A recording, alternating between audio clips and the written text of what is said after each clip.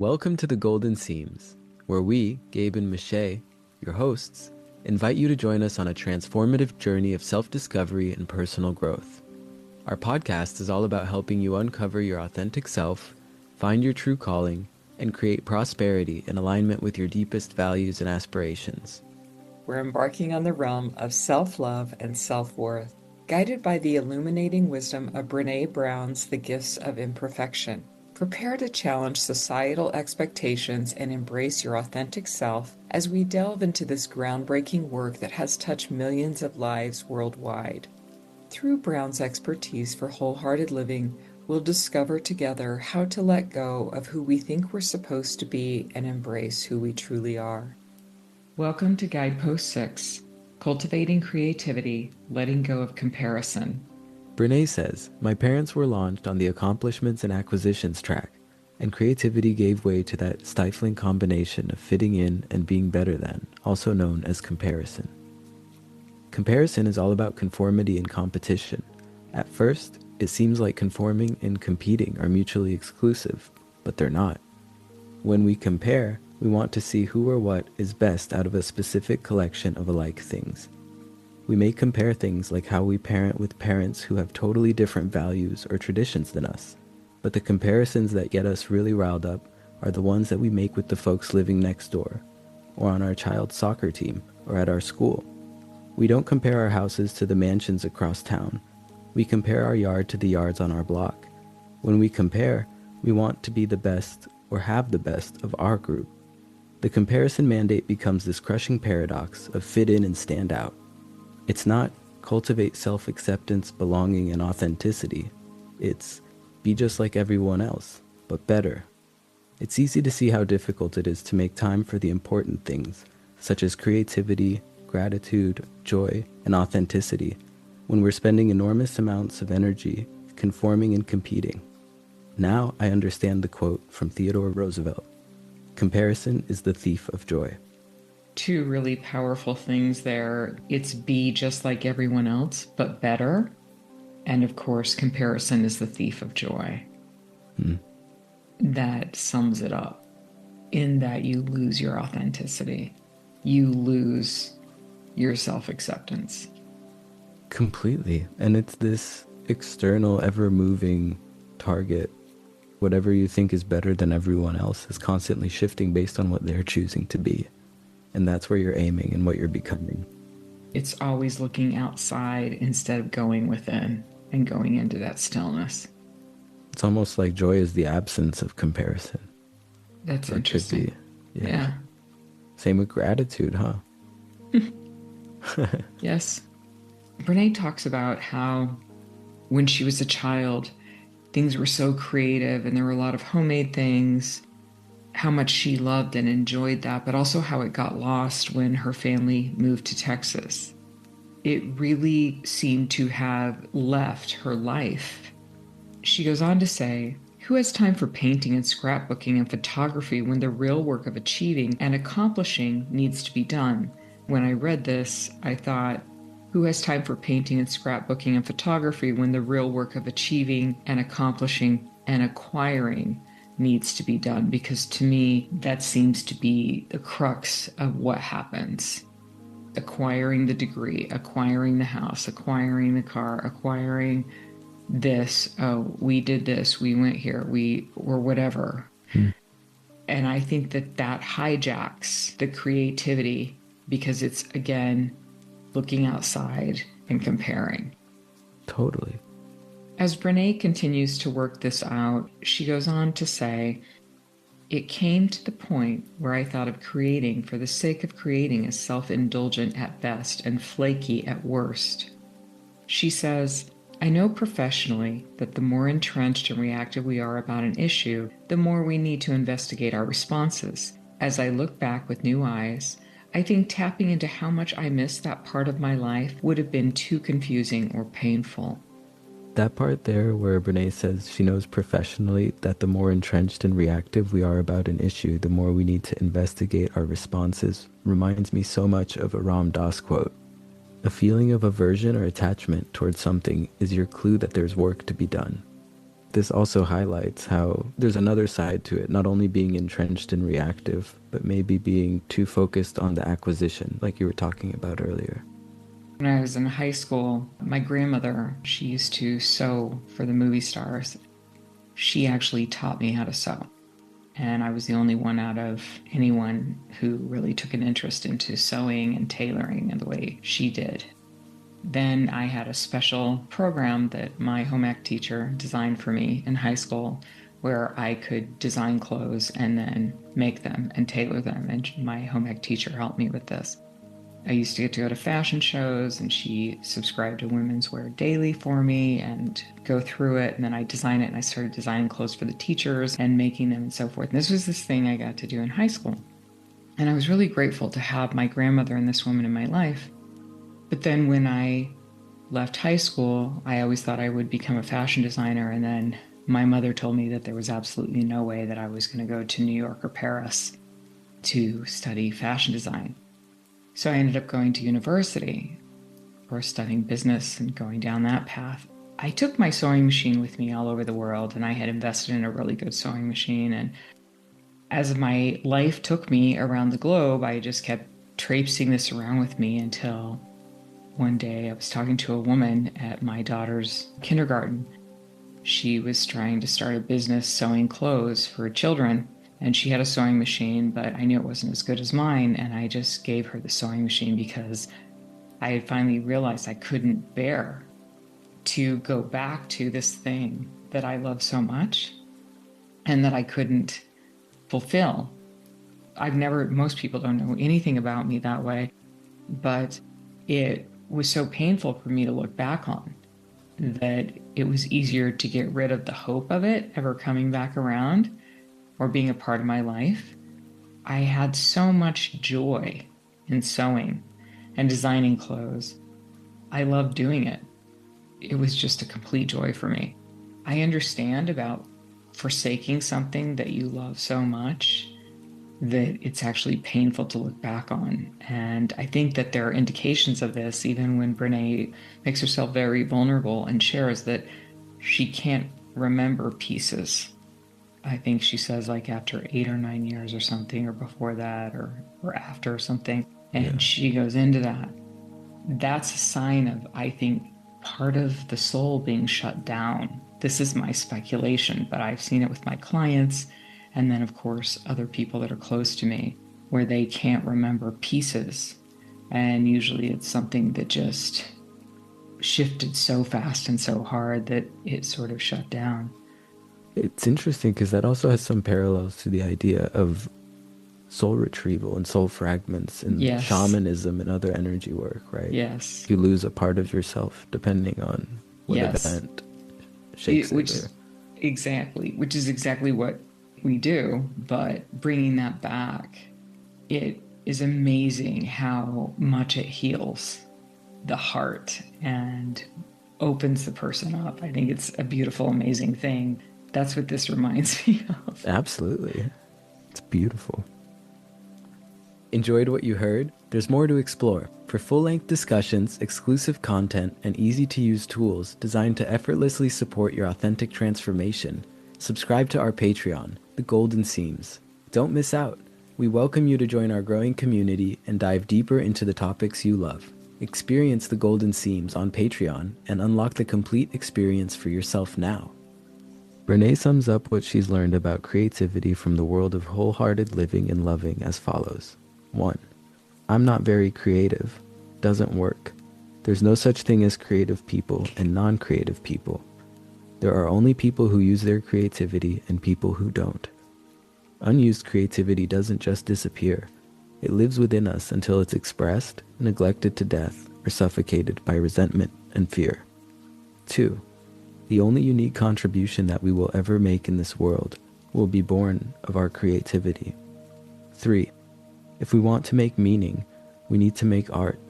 Cook, write, draw, doodle, paint, scrapbook, take pictures, collage, knit, rebuild an engine, sculpt, dance, decorate, act, sing. It doesn't matter. As long as we're creating, we're cultivating meaning. I feel like When we shut down our creativity, we shut down our connection to the creator. We actually almost take our souls to a sliver of who we are. When we start getting into the world of accomplishment and acquiring and comparing and competing, we end up shutting part of ourselves down. We lose that. And when we lose that and we end up with just a sliver of who we were or who we were meant to be, it isn't that it's lost. It just means it's almost like it's fragmented. And we have to pull that back. Part of pulling that back is exploring whatever it is in a creative way. But the biggest reason that this is so significant, in my opinion, based on what I understand and what I know to be true, is that because we are all extensions of the creator of all creation, because we have that divinity within us, the creator is experiencing through each of us. As we create or don't, I mean, we're creating all the time, but as we create in joy, it creates bigger and bigger expansion, which is what the universe is doing in the first place. When we shut that down, put a lid on it or a label on it, or we criticize it, or we condemn it, or we just put it on the shelf and say this isn't important right now, we end up losing that piece of ourselves, or so it seems to be lost, when really we just need to start to go back and, if you will, massage it and bring life back to it and light. And then you end up finding your life expands so much better in so many other ways when you allow that in. That's so beautiful. When you were saying that, I thought of a dim light being unable to illuminate around itself enough to navigate and becoming dependent and needing a flashlight. And it becomes so dependent on the outside because it's so shattered that it's almost becomes entrenched in this matrix of external things. And it's so interesting, like the rebuilding of the whole self and like free us from this enmeshment. I have to assign to nearly every one of my clients playtime, self-care. I have to do that for every single one of them because we are so caught up in the have-tos and the responsibilities and the obligations and the I need tos, taking care of others. I see a consistent pattern in the individuals that I work with, the majority, not all, but the majority, where that becomes the next thing I have to accomplish, the next thing I have to do, whatever. And it ends up actually stagnating their progress. I believe that. Play is powerful. Play is powerful. What's interesting is when I looked up the etymology of the word recreation, I learned that it originates from the Latin recreatio, meaning recovery from illness or refreshment, derived from recreare, which translates to refresh, restore, make anew, revive, or invigorate. The term entered English in the late 14th century, initially referring to the physical or mental recovery of a sick person, which I think is so interesting. And over time, its meaning evolved to encompass any activity done for enjoyment, amusement, or relaxation during leisure time. This blew my mind because it seems that for longer than not, we understood that this was a part of a healthy lifestyle and something we needed in order to not be sick and something we did to recover from illness, which is vastly different than the energy I think of when we use the word recreation today. But I don't know why. I really agree with that. For it to say to refresh, restore, make anew, revive, or invigorate. That's telling. It's like, yes, please. Mm-hmm. And then all this idea of recreation not only is healthy, apparently, physiologically and mentally. There was a study I saw talking about how dopamine can boost neurotransmitter activity linked to motivation, memory, and pleasure, and playful learning environments can promote curiosity, reduce stress, and increase emotional investment, all which enhance information and retention and skill mastery. So it seems like this thing that's been greatly distorted and devalued, that not only is good for us but is enjoyable to do, might have really positive consequences all across the board. I think another thing that's very definitive about this is in the United States and in most parts of the world, you schedule a vacation, Hmm. and then that's supposed to be the time that you have recreation and you sort of Right. take it easy and relax. However, it's something you need to do on a daily basis. It needs to be a regular part of your self care and your routine. As much as you brush your teeth, or you go to bed at a certain time, or you eat healthy foods, it's important to just take a bit of time each day for yourself. It can be anything from taking 30 minutes to read or doing a meditation with the mandalas. I have a friend who crochets. It can be playing music. It can be going on a walk.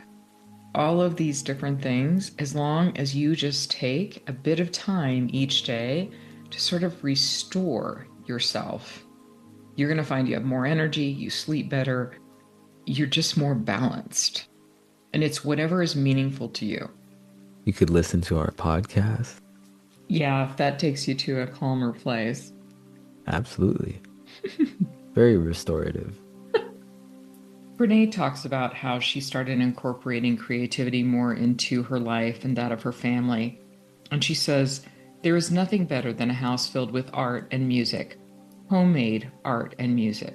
I also realize that much of what I do in my work is creative work. Writer William Plomer described creativity as the power to connect the seemingly unconnected. My work is all about making connections, so part of my transformation was owning and celebrating my existing creativity. Letting go of comparison is not a to-do list item. For most of us, it's something that requires constant awareness. It's so easy to take our eyes off of our path to check out what others are doing and if they're ahead or behind us. Creativity, which is the expression of our originality, helps us stay mindful that what we bring to the world is completely original and cannot be compared. And without comparison, concepts like ahead or behind or best or worst lose their meaning.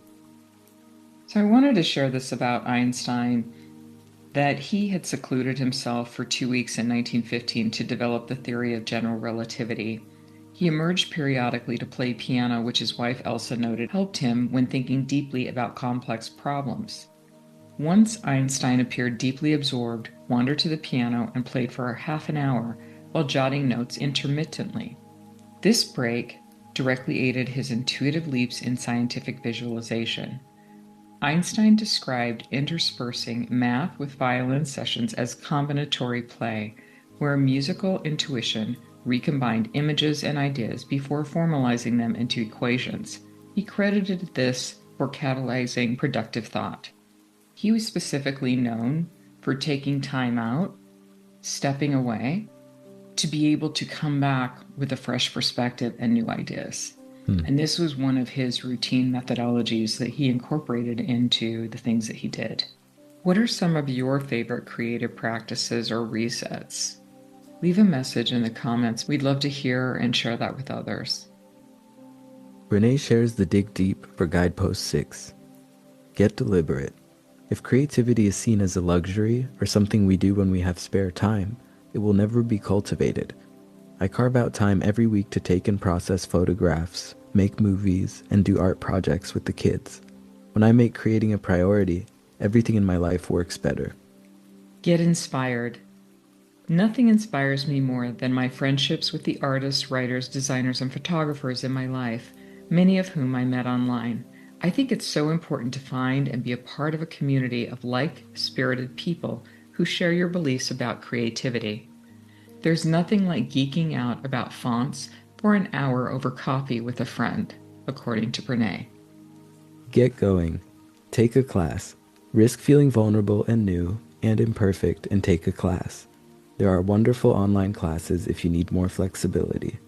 Try something that scares you or something you've dreamt about trying. You never know where you'll find your creative inspiration.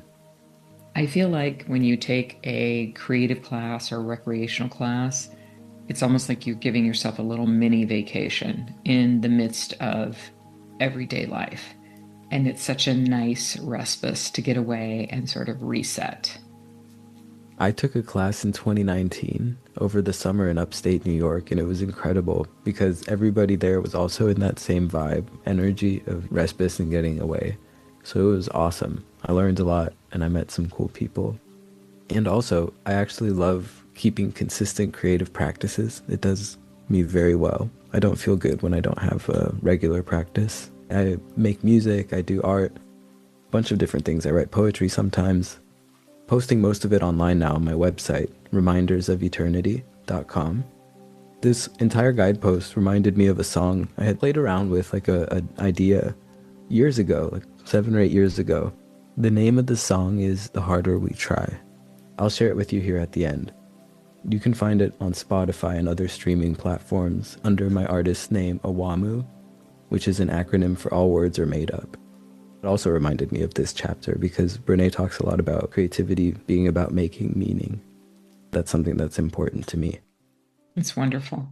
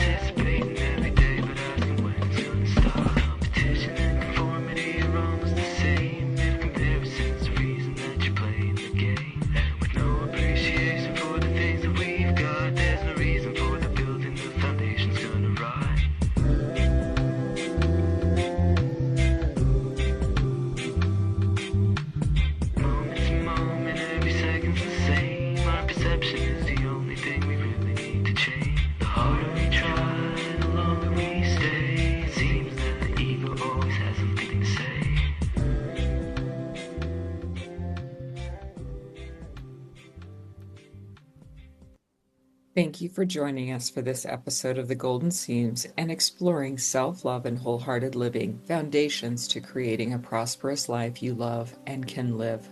If you found value in today's episode, we invite you to like, subscribe, and share it with others who might benefit.